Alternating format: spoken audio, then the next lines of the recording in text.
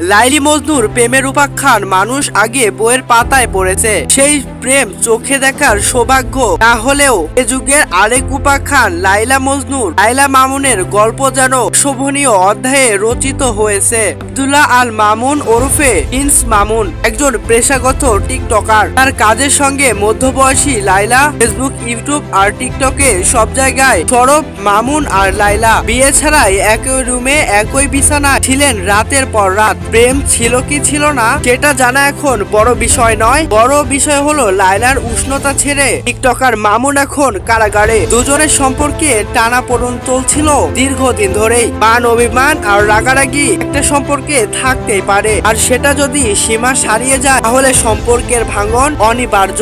মামুন আর লাইলার বিষয়টাও কিছুটা একই রকম। মান অভিমান তো রয়েছে, এই সাথে ছিল শারীরিক নিপীড়ন। লাইলাকে মারধরের অভিযোগ উঠেছে প্রিন্স মামুনের বিপক্ষে।